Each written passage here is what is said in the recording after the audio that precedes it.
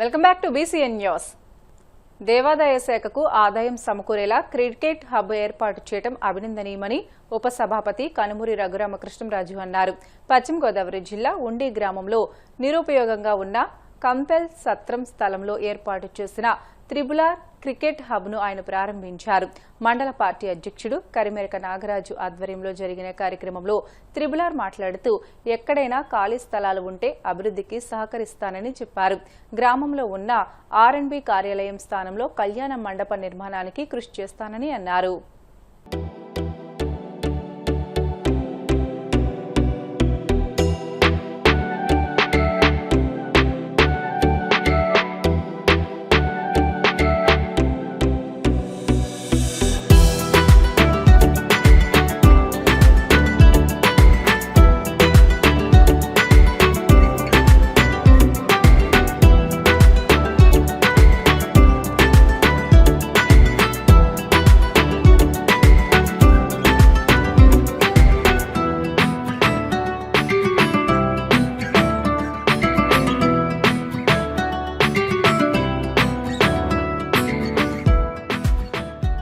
సత్రం ఎండోమెంట్స్ స్థలంలో ఎప్పటి నుంచో చాలా నిరుపయోగంగా ఉన్న ఈ స్థలాన్ని ఉపయోగించుకోవాలి అనే ఒక మంచి ఉద్దేశంతో, అలాగే ఎండోమెంట్స్ కూడా ఆదాయం వచ్చే విధంగా ఈ గ్రౌండ్ ని డెవలప్ చేద్దామని చెప్పి కరిమెరక నాగరాజు తెలుగుదేశం పార్టీ మండలాధ్యక్షుడు సలహా ఇస్తే, ఇది చూసి అంటే బస్ స్టాండ్ ఓపెనింగ్ అప్పుడు బస్ స్టాండ్ ని చాలా చక్కగా బాగు చేసిన తర్వాత చూడటానికి వచ్చినప్పుడు నాగరాజు చెప్పింది నాకు నచ్చి, ఇమీడియట్ గా చేద్దాం, అర్జెంట్ గా, ఇది పెద్ద గొయ్యిలాగా ఉంది, ఆ గొయ్యిని ఫిల్ చేసి ఫస్ట్ ఇమీడియట్ గా మనం ఒక నెల రోజుల్లో దీన్ని ఒక రియాలిటీ చేయగలవు. ఎందుకంటే అక్కడ అబ్బాయి రాజు గారి పార్క్ కూడా అప్పుడు మీరు అందరూ కలిసి చాలా అద్భుతంగా తయారు చేశారు.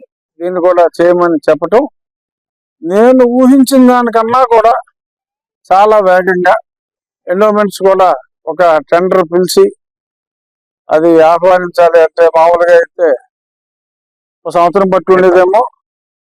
ఈవో కూడా చాలా యాక్టివ్ గా ఒక నెల రోజుల్లోనే ఆ ప్రాసెస్ అంతా కంప్లీట్ చేసి, అదే సమయంలో చక్కగా ఇది పూర్తి చేసి ఈరోజు వేరే వేరే వాటికి వెళ్లకుండా చక్కగా వ్యాయామానికి వ్యాయామం, వినోదానికి వినోదం ఉండే విధంగా అద్భుతంగా పక్కనున్న పట్టణాల్లో కూడా, భీమవరం పట్టణంలో కూడా ఇంత మంచి క్రికెట్ నెట్ లేదు అనిపించే విధంగా దీన్ని తయారు చేయడం జరిగింది.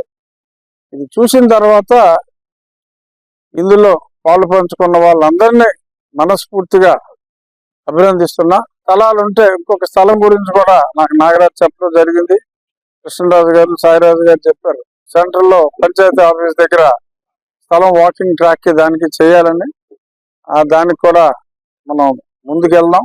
ఏ గ్రామం అయినా చక్కగా నివాస యోగ్యంగా, అంటే మంచి ఫెసిలిటీస్ తో, ఏదో బంధువులతోటి వాతావరణం అలా ఉండకూడదు, పరిశుభ్రంగా ఉండాలి.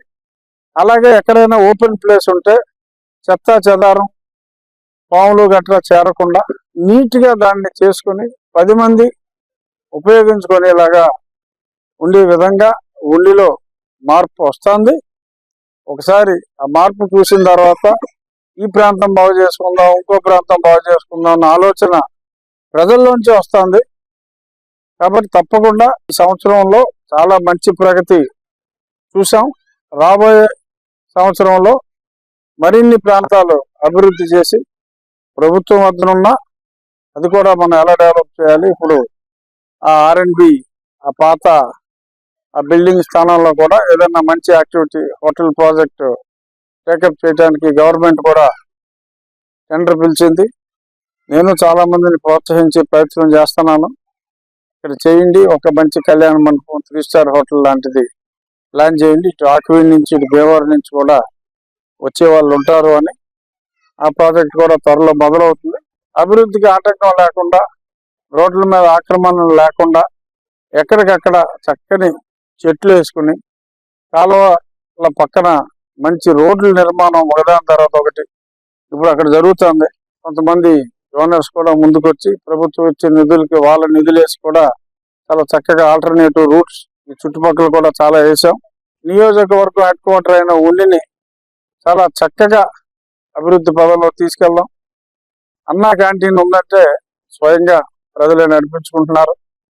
ఇంత అందంగా ఉన్న అన్నా క్యాంటీన్ డెఫినెట్ గా రాష్ట్రంలో లేదని చెప్పాలి. మనకి చుట్టుపక్కల కెనాలు, ఒక మంచి గార్డెన్, ఇంత చక్కటి వాతావరణంలో అన్నా క్యాంటీన్ అయితే డెఫినెట్ గా ఎక్కడా లేదు. ఆ రకంగా అభివృద్ధి పదంలో మీ ప్రజలందరి సహకారంతో ఉండి దూసుకుని వెళ్ళాలి. దానికి నా వంతు సహకారం పూర్తిగా అందిస్తానని చెప్పి ఈ సందర్భంగా ఈ క్రికెట్ నెట్ ఓపెనింగ్ సందర్భంగా మీ అందరికీ తెలియజేస్తాను. ఎక్కడ సహాయం అవసరమో అక్కడ లయన్స్ సేవలు ఉంటాయని Lions club president doctor Gadiraju Rangaraju అన్నారు. ఉండి లయన్స్ క్లబ్ ఆధ్వర్యంలో పశ్చిమ గోదావరి జిల్లా ఉండి మండలం చెరుకువాడలో మంగళవారం యానాదుల కుటుంబాలకు దుప్పట్లు పంపిణీ కార్యక్రమం జరిగింది. ఈ సందర్భంగా గ్రామ సర్పంచ్ కొండవీటి సాంబశివరావు మాట్లాడుతూ లయన్స్ క్లబ్ సేవలు అభినందనీయమని అన్నారు. దాత లయన్స్ సత్తి బ్రహ్మారెడ్డి మాట్లాడుతూ నిరుపేదలకు సేవ చేయడం ఆనందంగా ఉందని అన్నారు. ఈ కార్యక్రమంలో క్లబ్ కార్యదర్శి లయన్స్ పెన్మెత్స రంగప్రసాద్ రాజు, కాగితం మహంకాళి, గొట్టుముక్కల రాము, ముదునూరి శివరామరాజు తదితరులు పాల్గొన్నారు.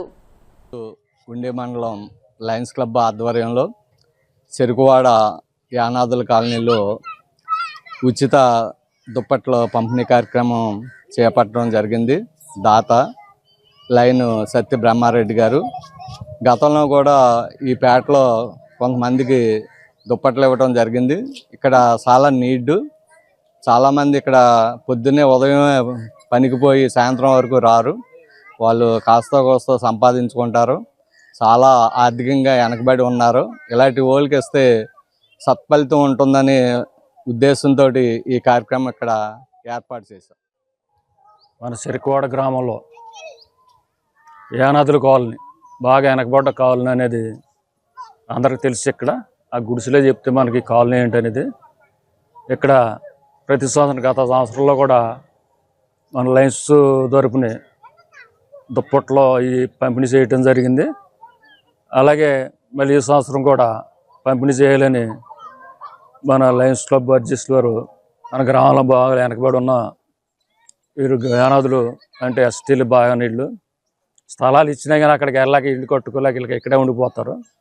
చేత అలాంటి వారికి అట్టారి వారికి లయన్స్ క్లబ్ సహాయం చేయటం అనేది, అలాగే లయన్స్ క్లబ్ వారు అనేక కార్యక్రమాల్లో ఈ స్వచ్ఛంద సంస్థగా వచ్చి దాతలు ఈ ఉచితంగా అనేక కార్యక్రమాలు చేసి బట్టలు కానీ దుప్పట్లు కానీ అనేక పంపిణీ ఆర్థికంగా ఎవరన్నా వెనకబడి ఉంటే ఆ కుటుంబాలకు కూడా వాళ్ళకి ఆర్థిక సహాయం చేయటం జరుగుతుంది.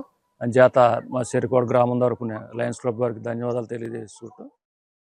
అన్నార్తులు అనాథలుండని ఆనవయుగమదెంత దూరం, కరువంటూ కాటకమంటూ కనిపించని కాలాలిపుడో, పసిపాపల నిదుర కనులలో ముసిరిన భవితవ్యం ఎంతో, గాయపడిన కవి గుండెలలో వ్రాయబడని కావ్యాలెన్నో.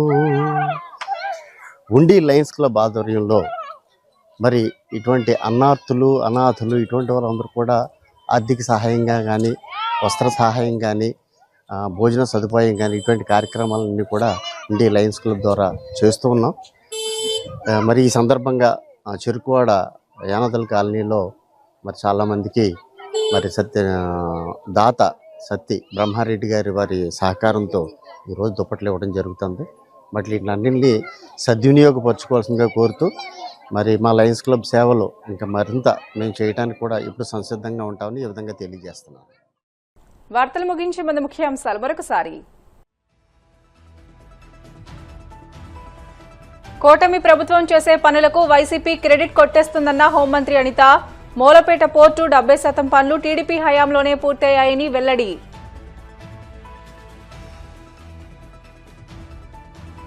పార్టీ కార్యకర్తలకు జనసేన అండగా ఉంటుందన్న ప్రభుత్వ విప్ హరిప్రసాద్.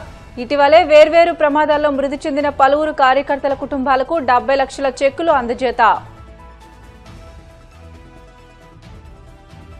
ప్రజా రాజధాని అమరావతిపై జగన్ సైకో ముఠా పగబట్టింది. తీవ్ర స్థాయిలో విమర్శలు గుప్పించిన టీడీపీ మాజీ ఎమ్మెల్సీ పార్చూరి అశోక్ బాబు. క్రెడిట్ చోరీకి పాల్పడ్డంలో నారా లోకేష్ తండ్రిని మించిపోయారు. వైసీపీ అధికార ప్రతినిధి కార్మూరి వెంకటరెడ్డి ఫైర్. ఇవి ఇప్పటివరకున్న బులెటిన్లోని అప్డేట్స్. మరిన్ని వార్తల కోసం BCN digital YouTube channel, Facebook పేజీని ఫాలో అవ్వండి. అప్డేట్ వార్తల కోసం ప్లీజ్ డూ సబ్స్క్రైబ్.